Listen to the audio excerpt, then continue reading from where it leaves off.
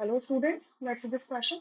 The question says 0.1 mole of H3POX is completely neutralized by 5.6 gram KOH, then the true statement is चार options आपको given है, ठीक है? So ये हमारा H3POX है. X की वैल्यू डिसाइड करेगी कि ये कौन से टाइप का एसिड है, कौन सा ऑक्सी एसिड है फॉस्फोरस का, और किसमें कितने रिप्लेसेबल हाइड्रोजन है. तो ये रिएक्शन अगर मैं लिखूं तो क्या हो जाएगा, H3POX KOH के साथ में रिएक्ट करेगा, तो यहाँ पे सॉल्ट बनेगा एंड वाटर बनेगा. ठीक है.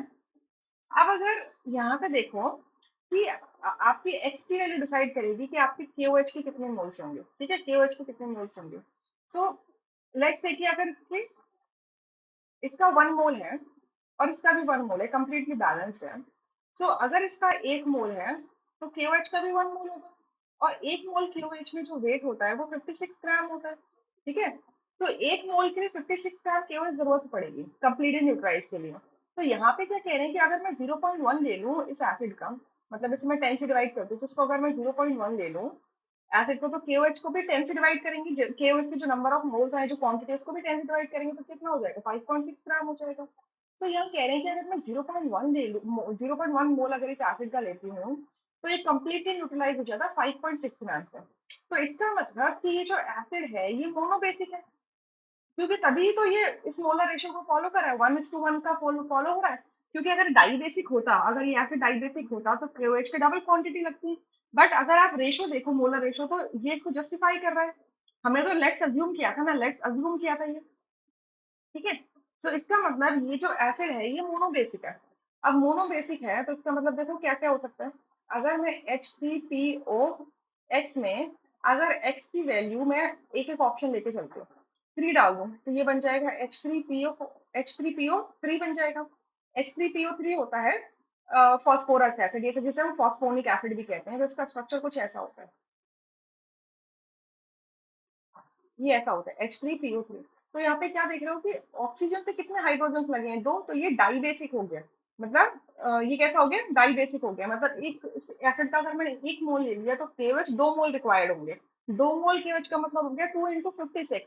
तो अगर मैंने 0.1 मोल लिया है एसिड का, तो 2 × 5.6 रिक्वायर्ड होगा. बट यहाँ पे सिर्फ 5.6 कह रहे हैं, यानी कि ए ऑप्शन गलत है. Clear. X is equal to अगर मैं 4 ले लूँ तो ये बन जाएगा H3PO4. इसका स्ट्रक्चर कुछ ऐसा होगा, OH, OH एंड OH. तो ये कैसा है, ट्राई बेसिक है. तो इसके लिए 3 मोल्स KOH की रिक्वायरमेंट होगी. तो अगर इसका मैंने 0.1 मोल लिया है एसिड का, तो KOH कितना चाहिए होगा, क्योंकि KOH तो मोनो एसिडिक बेस है ना, तो चाहिए होगा 3 × 5.6. बट यहाँ पे तो 5.6 है, यानी कि ये भी गलत है. ठीक है. मतलब ये ऑप्शन गलत है. सी में लिखा हुआ है, सी में लिखा है x = 2, तो x = 2 में हो जाएगा H3PO2. अच्छा, H3PO4 को बोलते हैं ऑर्थो फॉस्फोरिक एसिड, या फिर सिंपल फॉस्फोरिक एसिड बोल लीजिए, मोनोफॉस्फोरिक एसिड बोल लीजिए. H3PO2 होता है हाइपोफॉस्फोरस एसिड या फिर फॉस्फेनिक एसिड. तो इसका स्ट्रक्चर कुछ ऐसा होता है, P double bond O, OH, H and H. तो अब इसमें देख रहे हो कि इसमें सिर्फ एक ही हाइड्रोजन है जो रिप्लेसेबल है, जो ऑक्सीजन से अटैच्ड है.